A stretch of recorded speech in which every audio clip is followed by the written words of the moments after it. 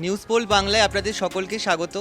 আজ আমাদের সঙ্গে রয়েছে টেলিপর্দার এক জনপ্রিয় জুটি, তারা রিল লাইফেও জুটি আবার রিয়েল লাইফেও জুটি। আসুন দেখে নিই আমাদের সঙ্গে আজ কারা রয়েছে। আমাদের সঙ্গে রয়েছে অর্ণব ব্যানার্জি এবং ময়না ব্যানার্জি।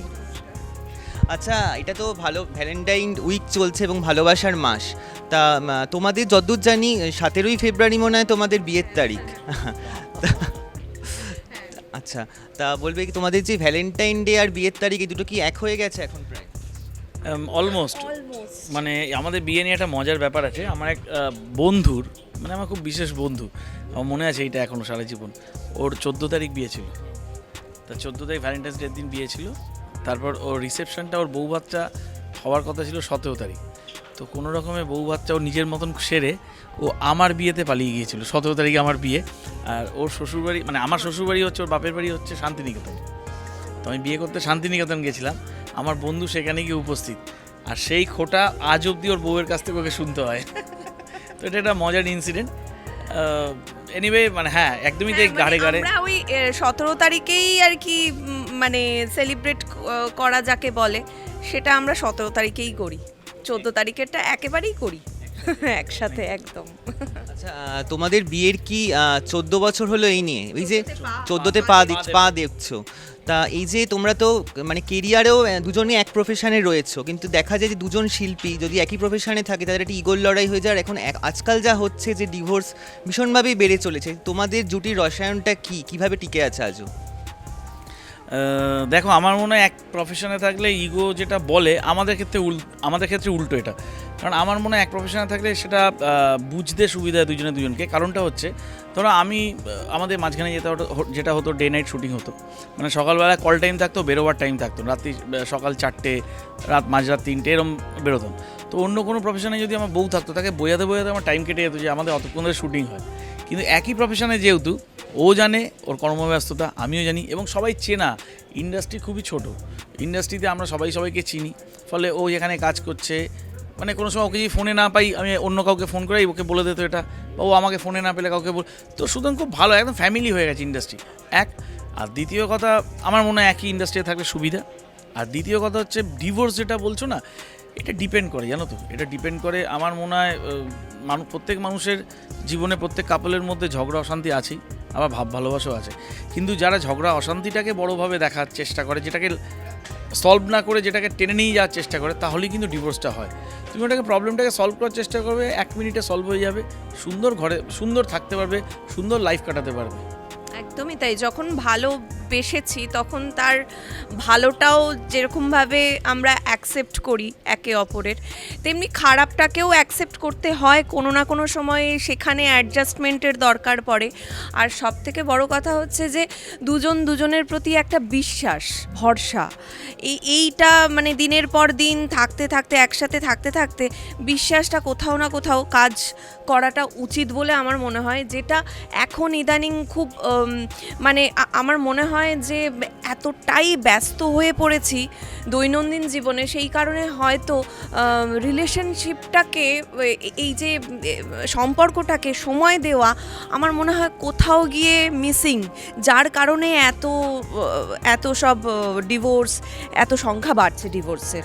আমার মনে হয় যেটা আমাদের মধ্যে টাচউড এখনো অবধি আছে, যে আমার এটাই মানে কি হয় জানো, যেটাই বলো না কেন, মনে হয় যে মানে কি জানো তো, যত পুরনোই হোক না কেন, তোমার পার্টনারকে যদি তুমি নতুনভাবে দেখার চেষ্টা করো না, চেনার চেষ্টা করো, তাহলে রিলেশনটা থাকবে।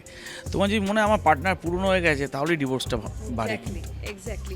মানে কোনো না কোনো ভাবে কিছু একটা করে হয়তো দুজনকে একটু নতুনভাবে জানার চেষ্টা করা উচিত বলে মনে হয় আমাদের। That's it. এখন তো ভালোবাসার মাস চলছে, তাহলে আমি একটু জেনে নিই যে তোমাদের প্রেমের সূত্রপাতটা কিভাবে হয়েছিল, কিভাবে শুরু হয়েছিল দুজনের প্রেমের সূত্র? তখন কি তুমি দুজনেই অভিনয় জীবনে চলে এসেছো? আমি অভিনয়ের জীবনে আসবো করছি, আর ও অলরেডি এস্টাবলিশড। ওর কয়েকটা মুভি রিলিজ হয়ে গেছে, ও সিরিয়ালের হিরো। এবং তখন তোমার ক্যারিয়ারের কত বছর হয়ে গেছে? আমার এটা নয় তো, প্রায় 9-10 বছর হয়ে গেছে, কেটে গেছে। হ্যাঁ, তারপরে আমি ইন্ডাস্ট্রিতে, তখন আমি সবে নতুন, এবং ওর কাছ থেকে আমি তোমাকে ভালোবাসি অ্যান্ড অল এই সমস্ত কিছু ছিল না, আমি তোমাকে বিয়ে করব, মানে ডিরেক্ট বিয়ে, এই ব্যাপারটা আর কি ছিল, প্রপোজালটা এইভাবে এসেছিল আমার কাছে। মানে ও তো শান্তিনিকেতনে মেয়ে বললাম, তো এখানে কাজের সূত্রে মানে কাজ করবে বলে এসেছিলো, কিন্তু ওর এক দাদার মেয়ের জন্মদিন, তো উনি আমার পরিচিত ছিল, ওইখানে একবার দেখা হয়েছিল, আলাপ হয়েছিল। তারপর হঠাৎ দেখলাম একদিন যাদবপুরে থাকতো, যাদবপুরে একদিন দেখা হয়ে গেল, তো যাদবপুরে দেখা হয়ে যেতে দেখা হলো, কথা হলো, আলাপ হলো, ফোন নাম্বার এক্সচেঞ্জ করা হলো। তো তারপর ওই আস্তে বন্ধুত্ব হলো, তারপর আস্তে আস্তে কোথায় প্রেম হয়ে গেল, 3.5 বছর প্রেম করলাম, তো বিয়ে করে ফেললাম, 14 বছর কেটে ফেললাম, বনবাস কাটিয়ে ফেললাম, 14 বছর বনবাস। একটা তোমাদের পুরনো কথায় শুনছিলাম যে তোমরা বলছিলে যে মানে তুমি যখন মনে হয় কোনো ভিলেনের চরিত্র করতে, আবার নায়ক হিরো, মানে একটা পজিটিভ নেগেটিভ করতে কিছু, এবং তোমার মা মনে হয় তখন বলেছিল ভিলেন কেন জামাই হবে, সেই গল্পটা একটু শুনি। এটা খুব মজার গল্প। আমার একটা সিরিয়াল চলতো তখন, চ্যানেলের নামটা বলছি, এটা ইটিভিতে চলতো, তখন ইটিভি বাংলা ছিল। তো সেখানে কৃষ্ণকলি, স্নেহাশিস চক্রবর্তী প্রডিউসার ছিলেন এবং ব্লুজ প্রোডাকশন হাউসে, তো তাতে আমি হিরো ছিলাম, এবং সেটাতে আমার ডাবল রোল ছিল, একটা আদি এবং অনাদি, চরিত্রের নাম যমজ ভাই একজন। একটা মজার বিষয় হচ্ছে যে তখনকার দিনে একজনই যে হিরোর চরিত্রও প্লে করছে এবং নেগেটিভ চরিত্রও প্লে করছে, সেটা স্নেহাশিস দাই হ্যাঁ দিয়েছিলেন, এবং বাংলা ইন্ডাস্ট্রির প্রথম ডাবল রোল আমার সিরিয়ালে আমি করেছি, প্লে করেছি।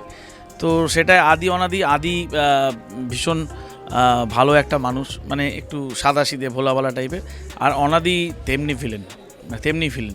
তো গল্পটা ছিল আদি যা কিছু করতো অনাদি সেটা করো, একই দেখতে ছিল, তো বিয়েও করেছিল আদিকে দেখিয়ে, যখন বিয়ে করে অনাদি বিয়ে করে, তো দারুণ গল্প ছিল। তো আমার শাশুড়ি মা যিনি, উনি যখন রোজ দেখতেন, খুব হিট সিরিয়াল ছিল, তো দেখতেন এবং আমারও ভীষণ রাগ করতো, মানে আমার ওপর নয়, অনাদির ওপর। তো যেদিন ওর সাথে আমার রিলেশন হয়ে যায়, তারপর যেদিন ওর বাবা মা প্রথম আমাকে দেখেন, সেদিনকে ওর মা না আমাকে এরমভাবে তাকিয়ে আছেন দেখে, বলে আমি ভাবতাম এই ছেলেটিকে দেখলে পেটাবো, আর সে নাকি আমার মেয়ের স্বামী হতে চলেছে, বড় হতে আমার জামাই হতে চলেছে, এটাই ভাবতে পারি না। সেই গল্প এখনো করেন। খুব মজার বিষয়, মানে আমি তখনও, মানে আমি এই ব্যাপারটা জানতাম না, মানে আমার তখন না সিরিয়াল দেখা সেইভাবে হয়ে উঠতো না। তখন আমার মা, আমি ওকে যখন আমার মায়ের সঙ্গে ইন্ট্রোডিউস করাই, তখন বলছে কি করেছিস, ও তো অনাদি, ও তো নেগেটিভ, ও তো খারাপ একটা ছেলে, খারাপ একটা মানুষ, তুই ওকে মানে পছন্দ করলি শেষমেশ, মানে এটা হতে পারে না, মানে এই রকম ছিল আমার মা। তারপরে ওরে বাপরে, আমার থেকে বেশি এখন আমার ডার্লিং হচ্ছে আমার শাশুড়ি, ওর থেকে বেশি আমার ডার্লিং আমার শাশুড়ি, ওনার সাথে আমার ভাব বেশি, মজা করি বেশি, আমরা দারুণ সম্পর্ক। এটা দেখো কিছুই না, এটা মানুষ সিরিয়াল দেখতে দেখতে আসলে এতটাই ইনভলভ হয়ে যায় না গল্পের ওপর বা সিরিয়ালের ওপর, ওটা তার মধ্যে একটা রিয়াকশন হয় যে এ খারাপ মানুষ, এ ভালো, কিন্তু মেশার পর বুঝতে পারছে। আচ্ছা, তোমাদের তো 14 বছরের প্রায় বিবাহিত জীবন, আর 3.5 বছরের আগেকার প্রেম, প্রায় হ্যাঁ এত দিন হয়ে গেছে, কিন্তু আজকালকার যে ছেলেমেয়েরা প্রেম করছে, বা আজকের রাস্তাতে দেখা যায় যে প্রচুর জুটি ছেলেমেয়ের ভ্যালেন্টাইন ডে চলছে, কিন্তু সেখানে প্রেমের তো একটা কন্ট্রোল করা, মানে একটা সীমাবদ্ধ বা সংযত ব্যাপার আছে, তোমরা সেটাকে ভালো মন্দ দিক নিয়ে কী বলবে, কী বার্তা দিতে চাও? দেখো, যেটা হচ্ছে যাই করো না কেন, প্রেম করলে করো, ভালো লাগলে ভালো লাগুক, ভালোবাসা করো, কিন্তু সেটাকে কন্টিনিউ করার চেষ্টা করো। মানে আজকে একজন, কালকে আরেকজন, মানে যে কোনো ক্ষেত্রে আমার মনে হয় সেটা ঠিক না। কি বলছো বলো?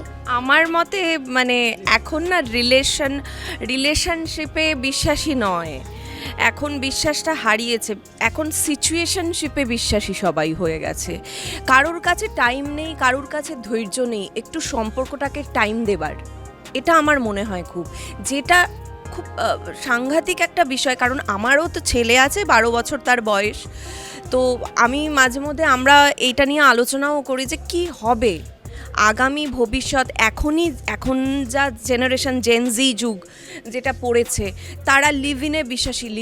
লিভ ইন ব্যাপারটা কিন্তু আমাদের যখন প্রেম তখন থেকে শুরু হয়ে গেছিল, মানে সেটাও শোনা যেত মানে কয়েকজনের ক্ষেত্রে, খুব একটা বেশি নয়। এখন তো মানে তুমি যাকেই জিজ্ঞেস করো না কেন লিভ-ইনে থাক, উইচ ইজ গুড, খুব ভালো, দুজনকে চিনে নেওয়া, বুঝে নেওয়া, সব কিছু ঠিক আছে, কিন্তু আমার যেটা মনে হয় সময় দেওয়াটা খুব ইম্পর্ট্যান্ট।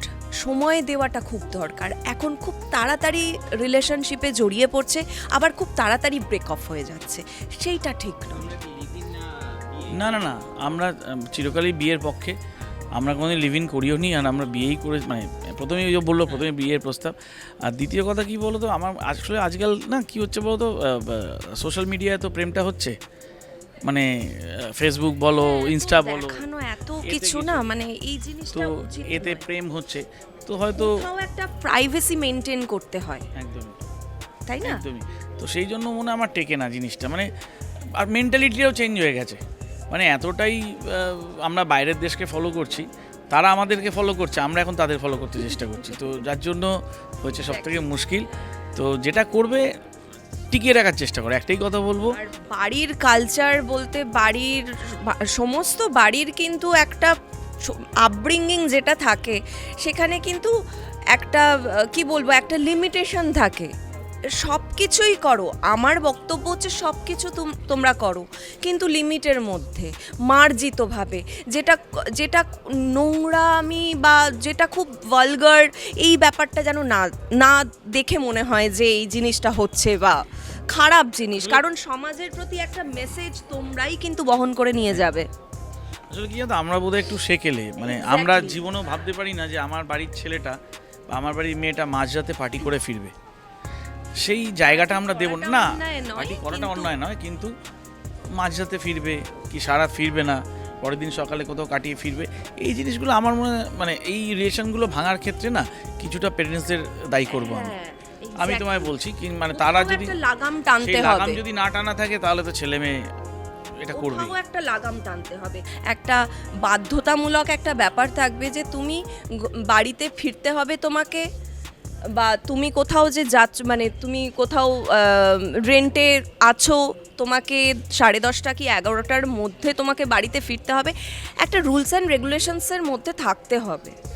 24 ঘন্টা দেখবে আরেকটা কারণ হচ্ছে আমার মনে হয় ফোন, সোশ্যাল মিডিয়া। আমরা চারজন একটা জায়গায় যদি বসে আড্ডা মারি, চারজনই আমি মাথা নিচু করে ফোন ঘাটছি, তো ফোনে তুমি তোমার এই হাতের ফোনটায় পৃথিবী তোমার হাতের মুঠোয় চলে আসছে। তো তুমি হয়তো এখন রিলেশন একজনের সাথে মিশছি, আরেকজনের সাথে ফোনে আমি যোগাযোগ রাখছি, ডিভোর্স তো অনিবার্য।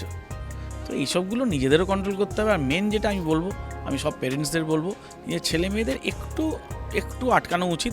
কারণ তোমরাও রাস্তায় বেরো, আমরাও রাস্তায় বেরো, বিভিন্ন পার্টি আমরাও যাই, অ্যাটেন্ড করি, দেখি কি অবস্থা। কেউ সোজা চলতে পারে না, কেউ পড়ে যায় চলতে চলতে, তো এগুলো দেখি, সব কিছু ঠিক করতে হবে, এগুলো প্যারেন্টসদের দেখতে হবে। এই প্রেমের সপ্তাহে আমরা শুনে নিলাম যে প্রেমের ভালো মন্দ দিকটা, এবং একদমই সঠিক কথা বললেন ময়না এবং অর্ণব। আশা করি আমরা সমাজের কাছে একটা শুভ বার্তা দিতে পারবো। নিউজ